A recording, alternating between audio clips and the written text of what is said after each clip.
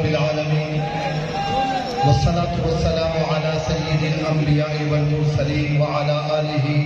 وأصحابه أجمعين أما بعد أعوذ بالله من الشيطان الرجيم بسم الله الرحمن الرحيم وما أمروا إلا ليعبدوا الله مخلصين له الدين صدق الله مولانا العظيم. لاکھوں کروڑوں عاشقان مصطفیٰ کے امیدوں کے مرکز قائد ابن قائد حضرت علامہ حافظ سعد حسین رضوی جملہ اراکین شورا اور عاشقان مصطفیٰ اللہ تبارک و تعالیٰ سے دعا ہے رب ذوالجلال قبلہ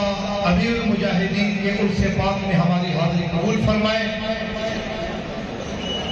مجھے عنوان دیا گیا اخلاص کی اہمیت کیا ہے. اخلاص ریا اور دکھاوے کے مقابلے کی قوت اور دولت ہے جسے اللہ تبارک و تعالیٰ عطا فرمائے. سیدنا ضحاک بن قیس رضی اللہ تعالیٰ عنہ روایت کرتے ہیں رسول اللہ صلی اللہ علیہ وسلم نے ارشاد فرمایا تم اپنے تمام اعمال اخلاص کے ساتھ کرو اس لیے کہ بغیر اس اخلاص کے اللہ کوئی عمل قبول نہیں فرماتا. جناب سیدنا ابو امامہ رضی اللہ تعالیٰ عنہ روایت کرتے ہیں کہ رسول اللہ صلی اللہ علیہ وسلم سے ایک شخص نے عرض کیا یا رسول اللہ ایک بندہ جہاد کرتا ہے اور اس پر اجرت بھی طلب کرتا ہے اور شہرت بھی اس کو کیا ملے گا؟ محبوب کریم علیہ السلام نے فرمایا اس کو کچھ بھی نہیں ملے گا. 3 بار فرمایا کچھ بھی نہیں ملے گا, صرف اس شخص کو اجر ملے گا جو اخلاص کے ساتھ عمل کرتا ہے اور اللہ کی رضا کی خاطر کرتا ہے. اسی طرح جناب سیدنا معاذ بن جبل رضی اللہ عنہ فرماتے ہیں جب انہیں یمن کی طرف بھیجا گیا تو انہوں نے عرض کیا یا رسول اللہ یا حبیب اللہ مجھے کچھ نصیحت کیجیے. رسول اللہ صلی اللہ علیہ وسلم نے فرمایا اے معاذ جو بھی عمل کرو اخلاص کے ساتھ کرو, تھوڑا عمل تیرے لیے کافی ہوگا. حضرات جناب ابو ہریرہ رضی اللہ عنہ کی روایت فرماتے ہیں کہ رسول اللہ صلی اللہ علیہ وسلم نے فرمایا اللہ تمہارے جسموں کو تمہارے صورتوں کو نہیں دیکھتا بلکہ تمہارے قلوب تمہارے دلوں کو دیکھتا ہے. میں اگر اخلاص کی اس زمانے میں کوئی مثال پیش کروں تو الحمدللہ تحریک لبیک کی بنیاد ہی اخلاص پر رکھی گئی ہے. اور اگر واقعات میں کوئی مثال پیش کروں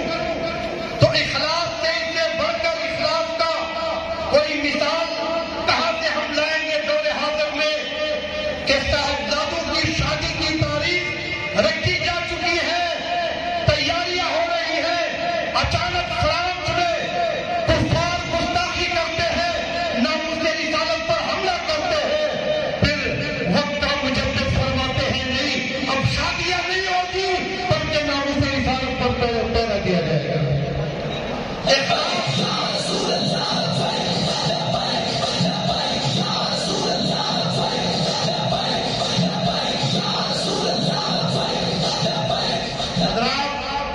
پھر 104 کی بخار ہو اور ذمہ داران عرض کرے کہ جناب آپ آرام فرمائے, لیکن وہ پھر بھی میدان میں نکلے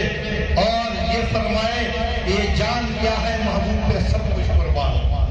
اور اپنی جان قربان بھی کرتی. میں اگر اخلاص کی مثال پیش کروں تو الحمدللہ میرے قائد کے قلب و زبان سے جو پرخلوص نعرے محبت لگا بلند ہوا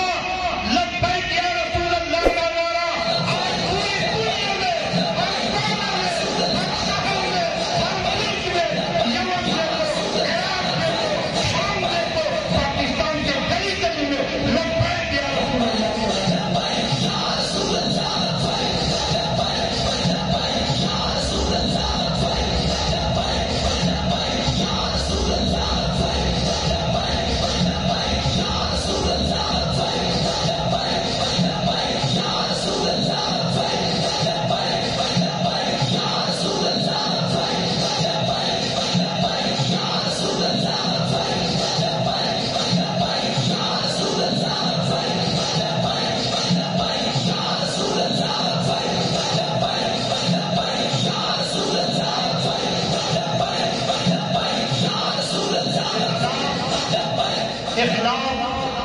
کی مثال میں اور اس سے بڑھ کر کیا پیش کروں کہ جناب بے گناہ بے قصور جب میرے قائد کو گرفتار کیا گیا، پس زندہ ڈال دیا گیا، اور ابھی والد محترم کو 2 ماہ بھی نہیں ہوئی اور رخصت ہوئے دنیا سے، اور پھر جیلوں میں یہ بھی خبریں پہنچی کہ تمام اراکین بھی شورا کے ذمہ داران بھی جیلوں میں چلے گئے۔ کل عدم کی باتیں اور تکالیف اور اذیتیں اور صعوبتیں، لیکن 7 ماہ کے بعد جب بہت تشریف لایا تو کوئی گلہ شکوہ نہیں کیا، اتنی بات ضرور کہی کہ بتاؤ میرے سنگیوں، کیا آپ لوگوں نے جو اعتماد کیا تھا کوئی کمی تو پیش نہیں آئی؟